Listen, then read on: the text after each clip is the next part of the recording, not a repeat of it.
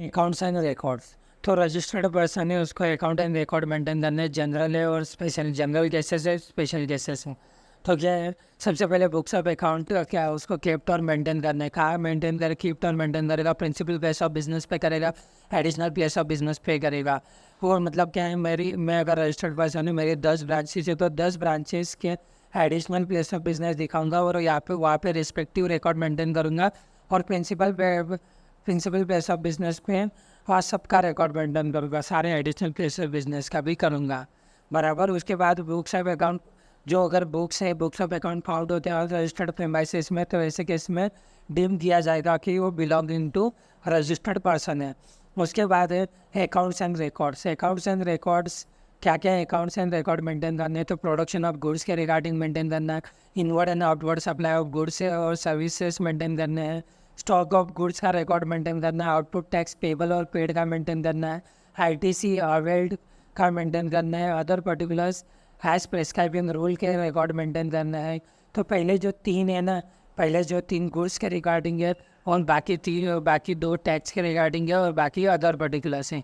लेकिन जो composition scheme वाला बंदा है, उसका 2 रिकॉर्ड मेंटेन नहीं करने पड़ती। कौन से, स्टॉक ऑफ गुड्स के रिकॉर्ड मेंटेन नहीं करने, आउटपुट टैक्स पेबल और पेड के रिकॉर्ड नहीं मेंटेन नहीं करने।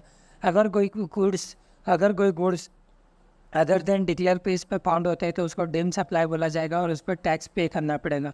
अब CGST रूल में कुछ रिकॉर्ड और डॉक्यूमेंट मेंटेन करने की बात की है, वो देखते हैं। तो गुड्स एंड सर्विसेज, ऐसे गुड्स एंड सर्विसेज जो तुमने इंपोर्ट किया है या एक्सपोर्ट किया है, उनके रिकॉर्ड मेंटेन करने, या ऐसे कुछ सप्लाई जिसमें आपने टैक्स RCM में पे करना है, उनके रिकॉर्ड मेंटेन करने। उसके रिकॉर्ड मतलब invoices, challan, credit note, debit note, voucher maintain करने। और जो अगर आपको एडवांस मिला है या आपने एडवांस किसी को दिया है या एडवांस एडजस्ट किया है, तो उसके भी आपको रिकॉर्ड मेंटेन करने हैं, रिकॉर्ड एंड डॉक्यूमेंट मेंटेन करने हैं। फिर आपको क्या मेंटेन करना है, सप्लायर का या रेसिपिएंट का। सप्लायर क्या है, रेसिपिएंट का नाम और कंप्लीट एड्रेस मेंटेन करना है।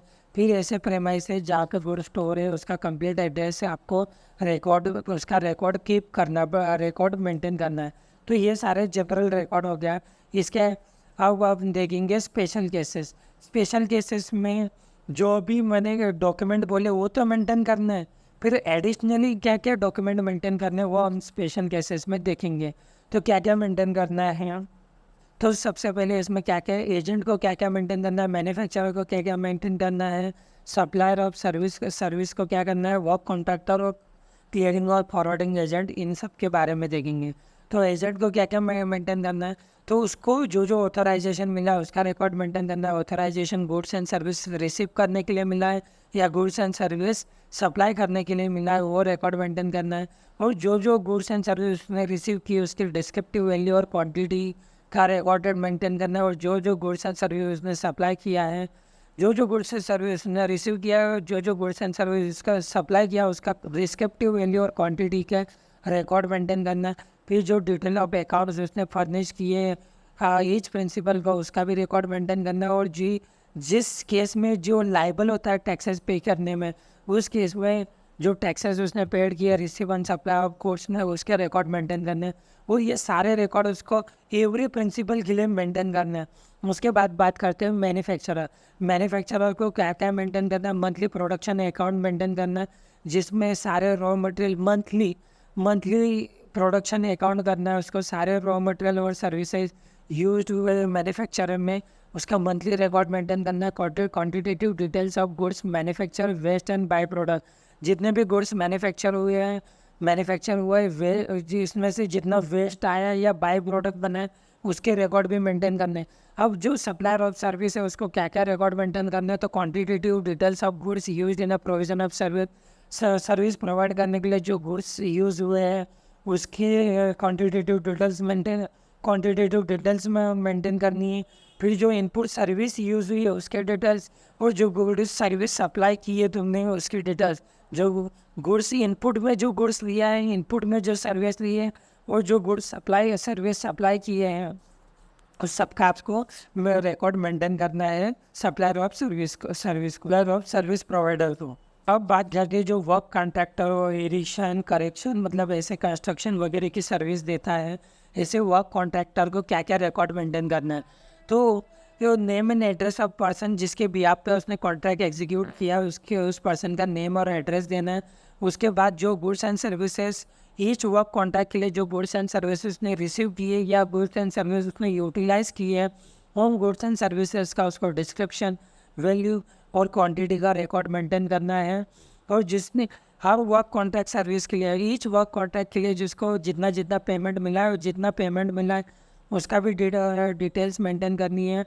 फिर जो भी सप्लायर है जिसने ये काम दिया है उसके नेम एंड एड्रेस मेंटेन करने हैं। अब लास्ट है clearing and forwarding agent. Clearing and forwarding agent को true and correct record maintain करना है। कौन से रजिस्टर्ड पर्सन के बिहाफ पे जो भी गुड्स उसने हैंडल किए उसके true and correct record maintain करना है।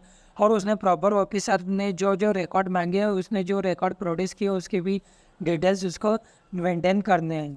अब हम बात करते हैं किसकी बात करते हैं, जो ऑपरेटर ओनर और ऑपरेटर ऑफ गोडाउन और वेयर हाउस उसको क्या क्या रिकॉर्ड मेंटेन करना है और ट्रांसपोर्टर को क्या क्या रिकॉर्ड मेंटेन करना है। तो देखते हैं तो क्या क्या रिकॉर्ड मेंटेन करना है। तो जो भी ओनर और ऑपरेटर होता है गोडाउन का और ऑपरेट तो उसको क्या क्या रिकॉर्ड मेंटेन करना है। तो उसको रिकॉर्ड मेंटेन करने हैं कंसाइनर का उसको कंसाइनी का रिकॉर्ड मेंटेन करने पे और रिलेवेंट डिटेल्स ऑफ गुड्स को भी उसका मेंटेन करना। तो ये रिकॉर्ड है ना ये अनरजिस्टर्ड और रजिस्टर्ड और अनरजिस्टर्ड दोनों ऑपरेटर और गोडाउन ऑपरेटर को करने हैं। अनरजिस्टर्ड होगा तो तुम्हें यूनिक इनरोलमेंट नंबर ऑब्टेन करना पड़ेगा। तो कंसाइनी की डिटेल लेनी पड़ेगी, गुड्स की रिलेवेंट डिटेल्स लेने पड़ेंगे। और तुम्हें रिकॉर्ड मेंटेन करने कौन से जो गुड्स वेयर हाउस में कितने टाइम तक रिमेन थे, कितने पीरियड तक गुड्स वेयर हाउस में पड़े रहे उसके डिटेल करने पड़ेंगे।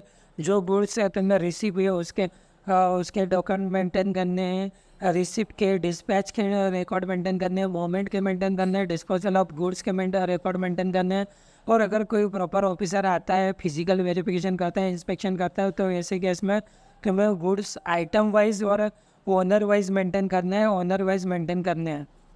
उसके बाद जो ट्रांसपोर्टर है अगर रजिस्टर्ड ट्रांसपोर्टर है और अनरजिस्टर्ड ट्रांसपोर्टर जिसने यूनिक इन्वॉल्वमेंट नंबर लिया उन दोनों को क्या रिकॉर्ड्स मेंटेन करने हैं।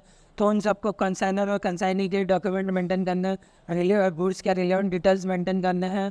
फिर जो भी गुड्स उसके व्हीकल के थ्रू ट्रांसपोर्ट हुए डिलीवर हुए हैं या बीच में कहीं ट्रांजिट में गुड्स स्टोर हुए तो उसके डिटेल्स भी उसको मेंटेन करने हैं। के साथ उसको उस कंसाइनर का जीएसटी नंबर भी मेंटेन करना है। कंसाइनी का जीएसटी नंबर भी रखना है for each of his branches. अगर उस ट्रांसपोर्टर ने अगर वो ट्रांसपोर्टर एक से ज़्यादा स्टेट में रजिस्टर्ड है तो उसको अप्लाई करना है यूनिक